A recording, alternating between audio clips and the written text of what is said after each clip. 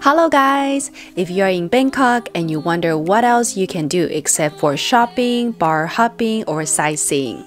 Well, if you love Thai food just like me and want to experience the local food culture, today we are taking you to an authentic Thai cooking class in Bangkok, starting from purchasing fresh ingredients from the local market, learning about all the special veggies, fruits, and even rice noodles, and then cooking some popular Thai dishes like pad Thai, papaya salad, chicken larb, and mango sticky rice.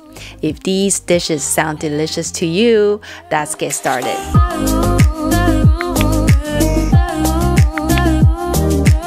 Morning, we rushed our breakfast and now we are on a taxi going to our very first local Thai cooking class. Pablo is a big fan of Thai food, so he better learn. Cook some pad Thai. Everything, and then so he can cook it for me at home. You ready? Yeah. Taking a Thai cooking class has always been on my list, but they are quite expensive to do in the US. So when I found out that you only need to spend half of the price to take an authentic cooking class in Bangkok, I knew I had to do this on this trip. I booked my class on the Go Thai Cooking School website, where they offer 3 classes a day, morning, afternoon, and evening sessions. So you can check the menu and choose the one that you are interested in to sign up. The cooking class venue is located deep inside a fresh local market, so it might be a little tricky to find when you arrive. Just look around or ask for the fresh market. This is where you'll have the market tour as well. We were so lucky that we were the only 2 students for our sessions, so it felt like a private class. This Go Thai Cooking School is like a cooking class / bike rental tourist center, and you can rent a bike from here to tour around the area. Our teacher Nacha took us on the market tour before we cooked. We can eat it raw. In Asia, you know, we eat it raw like a side dish for salad. And this is the most interesting part of the day because we learned about so many different local vegetables, fruits, and ingredients used in Thai cuisine or natural coloring. For example, they have their adorable mini eggplants that we don't have in the States, pandan leaves for natural green coloring, Thai chili, Thai basil, and the coconut shredding machines, so you can shred fresh coconut pieces to make coconut milk at home. Thailand we call sadao. Sadao? But after you swallow, will give you the sweet flavor on your tongue. When a Thai baby turns to 6 months, first meal for them, take this type of banana a little bit. I was very impressed by how many different kinds of noodles they have, like mung bean noodles and rice noodles in different textures, width, and shapes. So interesting. Nacha said their local market opens at 2 a.m. every day and closes at 6 a.m. when a lot of us are still in bed. This is due to the hot weather where it is hard to preserve fresh meat or produce. So the market opens super early in the morning and closes early too. We visited a local Thai tea stand which smelled amazing from far away and learned how they make authentic Thai tea with condensed milk and how Thai tea is different from the tea in India or Singapore.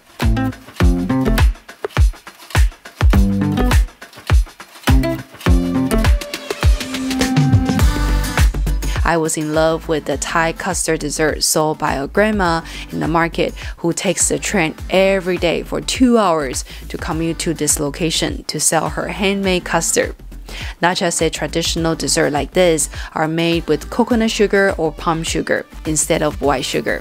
And the residents appreciate these natural and original Thai desserts, so her custards are sold out easily within 2 hours every day. Okay, we finished the market shopping. Now we kind of run out of time, so we need to rush to the cooking class. Let's go. The cooking class kitchen was located on the 2nd floor, and I like how cozy and spacious it was. Nacha already prepped and cut all the ingredients before we arrive, which helped simplify the cooking steps. Dishes on the menu of the day were pad thai, chicken larb, papaya salad, and mango sticky rice.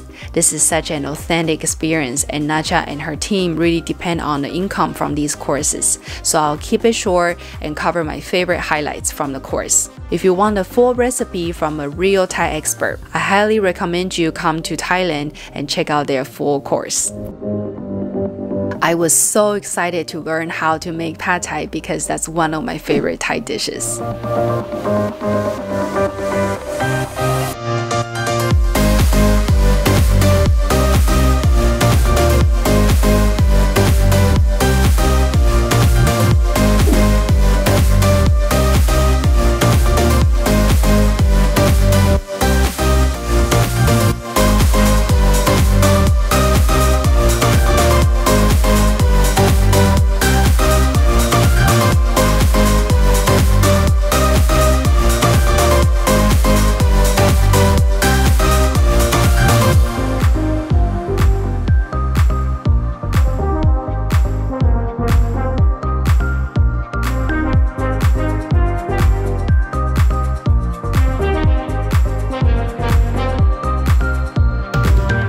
Nacha's teaching style was very casual and enjoyable. She's friendly, genuine, and she paid attention to a lot of details.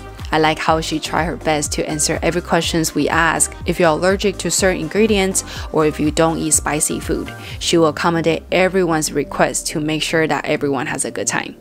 Can't believe I made my own pad thai. It's a miracle. Miracle. Now tasting our work.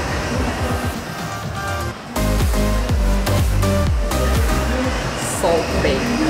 Lemon Bay.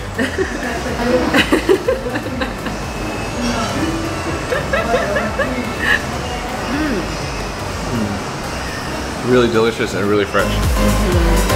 One thing I want to share is that you might receive a generic recipe in an email from the cooking school after the class. But since different teachers have their own twist on the dishes they make, if you really want to remember all the tips and tricks, make sure you record a class for yourself or take good notes so you can review it later.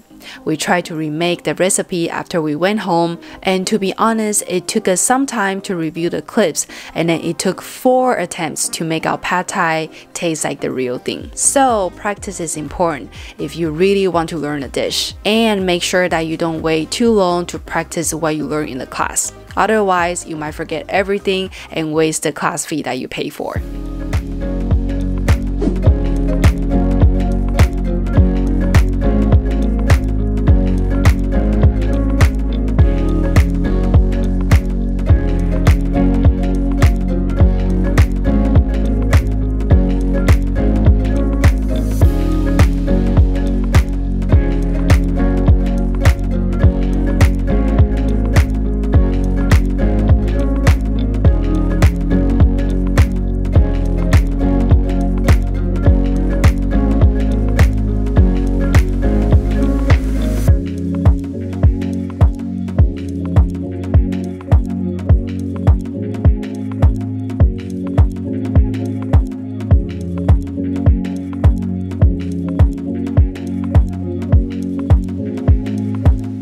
On top of pad thai and papaya salad, we also enjoy cooking our chicken larb and mango sticky rice. Chicken larb is actually a relatively easier dish to make, and the ingredients are pretty accessible in a lot of places. If you have a local Thai market in your area, you can definitely get it done. This simple dish can be finished in about 15 to 20 minutes, and it goes so well with steamy rice.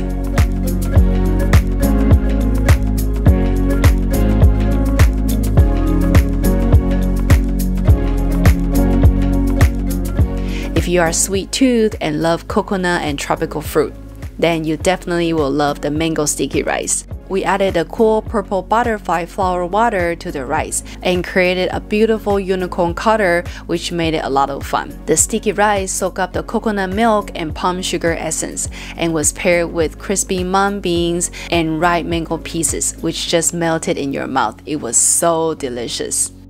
I personally enjoyed this cooking experience a lot, and this was my favorite part of this Bangkok trip, to be honest, because it was a very unique experience to have when you're traveling. I hope you enjoy our cooking adventure, and please let me know if you get to try these recipes and how it turns out. Please like or consider subscribing to my channel if you want to see more. You can also check out my other Bangkok videos in the recommended list. Thank you guys for watching, and I'll see you in my next one. Bye!